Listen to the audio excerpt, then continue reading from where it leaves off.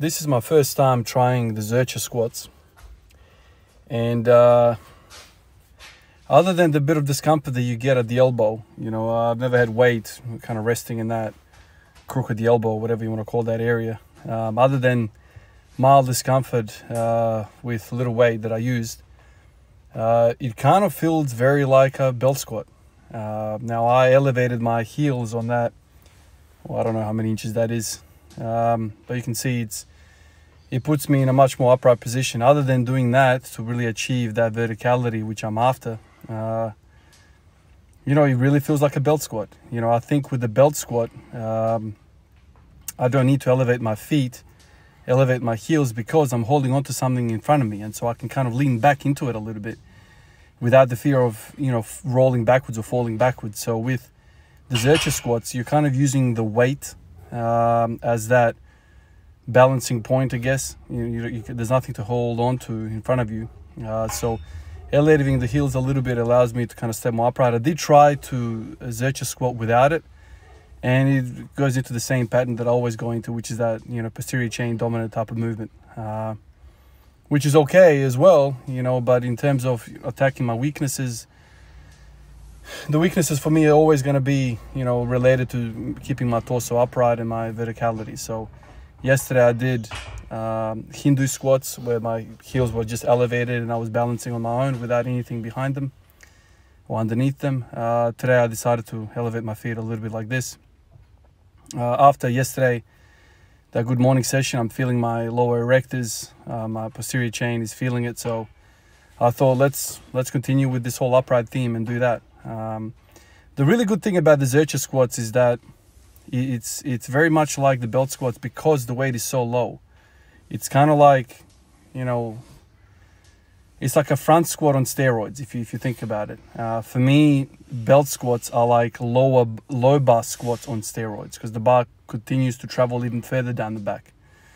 Zercher squats, because the thing is in front of you, it's kind of like front squats, but it's really, really low. So much lower that it's in your freaking at the elbow level. So it's kind of, that's how I think about it mentally. It allows better leverages, I suppose. It makes your spine not existent, essentially. The lever from where the weight is and where the fulcrum is, or your pelvis, is not existent, essentially. It's very, very small. Whereas the higher up the back you go, or up the torso you go, the front squat or high bar squat, the more difficult it gets because the lever is growing. And then if you put the bar over your head, like an overhead squat, the bar is freaking really, really far away from that fulcrum. And then there's a whole lot of forces playing in your spine. And so any sort of leaning over is going to kill you. It's kind of like using a wrench, with a really long handle. You can exert a lot of force on that screw or on that thing that you're trying to spin. That bolt's going to spin the longer their handle is. And I've seen mechanics do that. I've seen my dad working on cars and whatever else. Like, you just get an extension, like a hollow pipe, and you stick it over the top of that spanner and the thing just moves. It's kind of same physics when it comes to lifting. This is why powerlifters do whatever they can to minimize the physics side of it. That's part of the game, really. You gotta get strong, and you also have to manipulate the forces in your favor.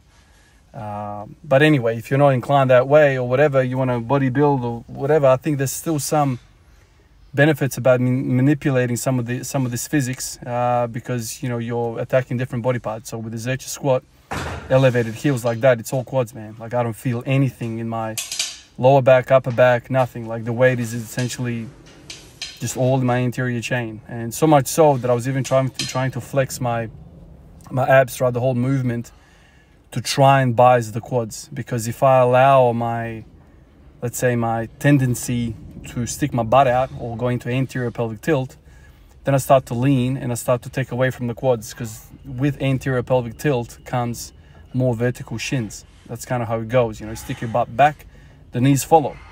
You stick your butt forward, the knees follow, also go forward. So in this sense, what I'm trying to do is stick the knees forward, which means I need to contract my abs to suck my butt in, if that makes any sense. So I think one of the reasons why I have the squat pattern that I have is, well, I have much stronger lower back than my abs.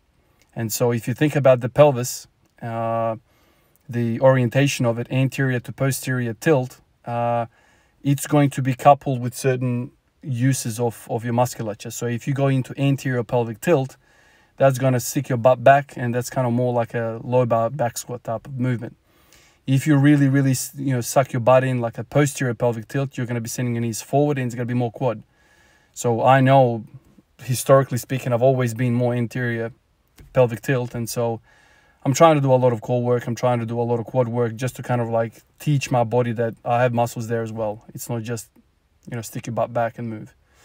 Appreciate you guys. I'll catch you in the next one. Peace out.